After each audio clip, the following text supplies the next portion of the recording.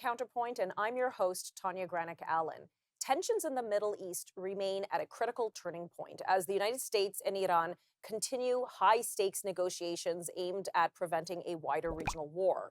While President Trump says a deal is largely negotiated, Iranian officials insist major obstacles remain, warning that there will be no retreat if talks collapse. At the center of the negotiations are the future of Iran's nuclear program, the reopening of the Strait of Hormuz, and the possibility of a broader ceasefire stretching across the region. The stakes really, truly could not be higher. Global energy markets, international shipping routes, and the stability of the Middle East all hang in the balance as diplomats race to avoid renewed military escalation. Reports suggest negotiators have reached an agreement in principle on several key issues, including restrictions tied to Iran's enriched uranium stockpile and efforts to restore maritime security in the Gulf. But conflicting messages, both from Washington and Tehran, continue to raise doubts about whether a final agreement is truly within reach. At the same time, many are asking a deeper question. What does all of this mean for the future of democracy inside Iran itself? Despite years of brutal crackdowns, executions, and mass arrests, dissident movements inside Iran and among the Iranian diaspora continue to push for political reform and democratic change. Opposition groups remain divided over what a post-regime Iran should look like. But protests over economic collapse, government repression, and political freedoms have shown that public frustration with the Islamic Republic remain deeply entrenched. Analysts warn that while the current conflict could weaken the regime, it could also strengthen hardliners and intensify repression against activists and dissidents demanding change. So to unpack the latest in the Iran conflict, I'm joined today by Sarah Teich, Senior Fellow at the Macdonald-Laurier Institute, and Shahram Golestaneh, President of the Iranian Democratic Association here in Canada. Shahram, Sarah, thank you so much for joining me today. There's been so much happening, in some regards so much happening, but in some ways not so much, because ultimately this was about freedom for the people of Iran. And while I feel not enough has happened in that department, we see there's obviously a clear escalation, not just in attacks, but also in negotiations. So why don't you, Sarah, kind of bring us up to speed? Where do things sit now with the U.S. and Iran? Well, certainly we've seen a lot of mixed messages, as you pointed out. We have out of Washington alone, we've seen President Trump say that there's a negotiation is successfully proceeding and a deal's imminent, and then we have messaging like we're saying we're not going to back down, military operations remain on the table, defensive maneuvers being conducted. We had strikes just last night. So there's certainly a lot of conflicting signals in terms of what the future of the war and peace will bring. And then we also have within Iran escalating repression against dissidents and human rights defenders and ordinary citizens, as you also pointed out. So that's particularly disturbing. We had just today the most recent execution of a former MMA champion. We've had, I think that brings it to 3 or 4 this week alone.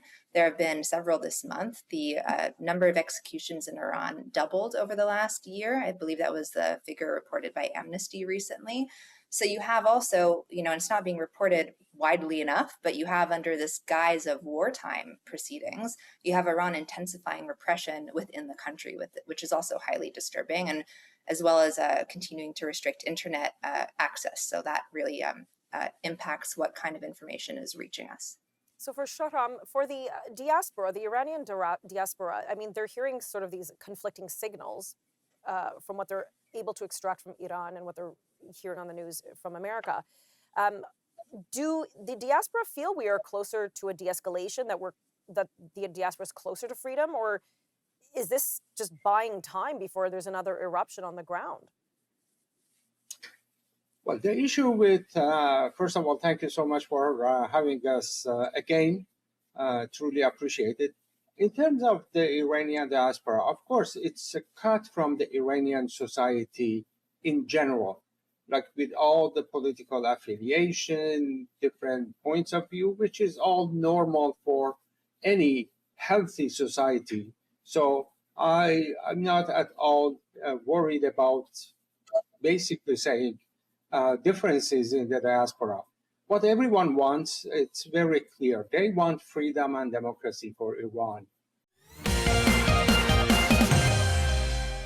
Welcome back to CounterPoint. We're picking up our discussion on the latest developments in Iran. Are we any closer to peace, any closer to stability in that region? And most importantly, at least for me, are we closer to freedom for the people of Iran? Shahram, just before we went to commercial break, we're discussing what the perspective of the diaspora is. And I'm with you. I think the crux of this for the diaspora is we want freedom. So where do things stand with respect to that? Okay.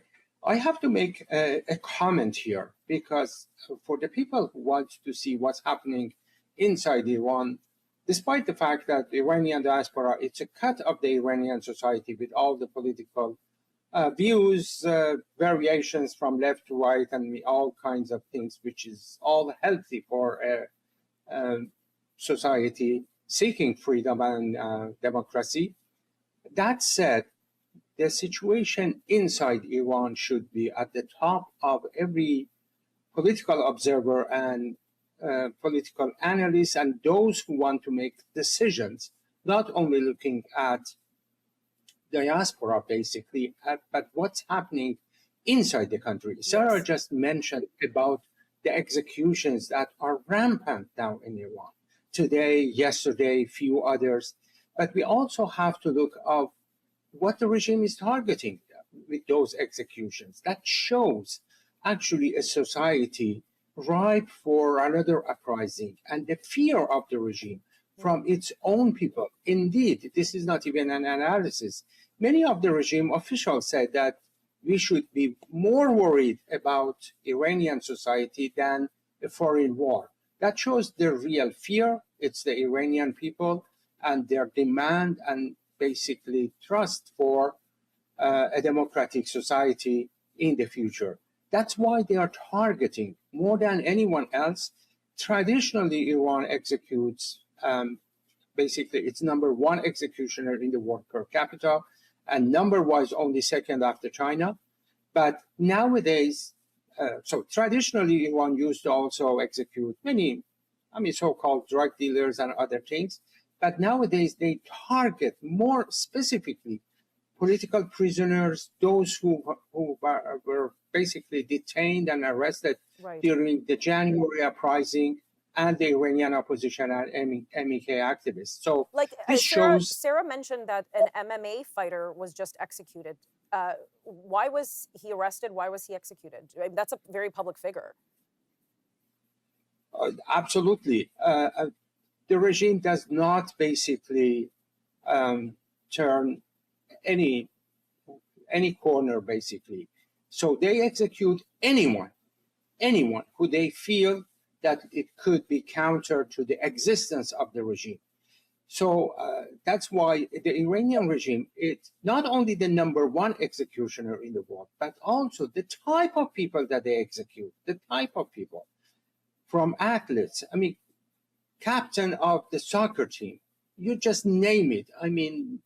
Artists, individuals, out of the 6 or 8 political prisoners who were executed just back in April. Some of them were the brightest Iranian individuals in the Iranian society. So it's just like in Canada executing, Celine Dion or other people like that. It's just unbelievable for ordinary Canadians to even swallow the type of brutality that this regime exerts on the people. Right. And of course, it seems with everything going on with the Strait of Hormuz and the nuclear program, some of that has the fight for freedom may have not had the light shone on it that it should have, Sarah. But let's talk about the Strait of Hormuz for a moment. How significant is that strait in this conflict? And what are the global consequences that we've seen or that we still have yet to see if Iran continues to disrupt the shipping routes in that region? Well, in short, it's extremely significant.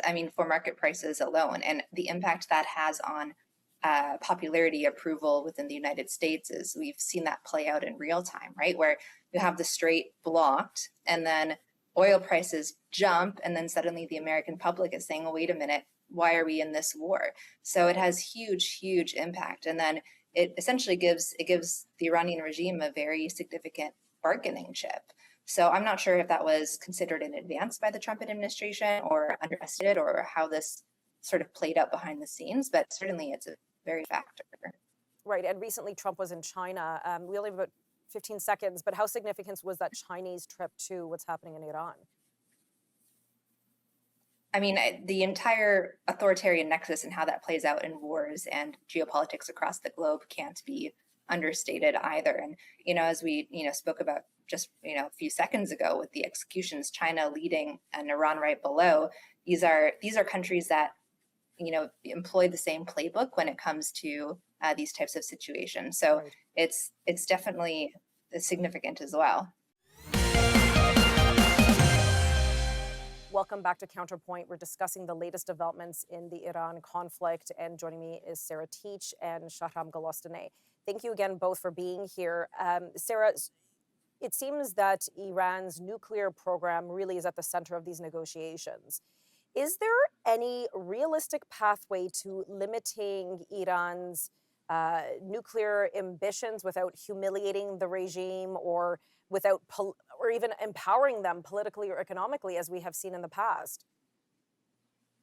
What's interesting with the nuclear side of this is that this is one of the areas where we're seeing a lot of mixed messages. Not that we aren't seeing it with other areas, but you have Iran saying that this isn't something they're going to compromise on, and the Trump administration continuing to emphasize it. And the latest I read this morning was that this is potentially going to be punted down the road, and now they're talking about negotiating a 60 days extended peace or ceasefire or whatever it ends up being called, and then they'll solve the nuclear question later. So I'm not sure what the solution is if both sides continue to hold firm. But I think when it comes also to the nuclear question with Iran, we can't also ignore the ballistic missile threat. And that was used, like, it was non-nuclear weapons, right, that were used to essentially terrorize all of its neighboring countries. And, similarly, Iran doesn't need nuclear capabilities to terrorize its own people. Certainly it would cause the regime to be further entrenched. But I think when we focus in on it to the exclusion of everything else, we're actually doing a bit of a disservice. And Shahram, like, with everything unfolding right now, and again, you're dealing with the diaspora here, which I appreciate. There's different swaths of the diaspora than also in Iran. What do you feel what is the most pressing concern for dissidents and activists right now in this conflict in Iran? Well, the conflict in Iran, as you just rightly, I guess, alluded to, it encounters conflicting messages, both from Washington and Tehran, of what's going on. But let me just be clear on something, which is absolutely important to note.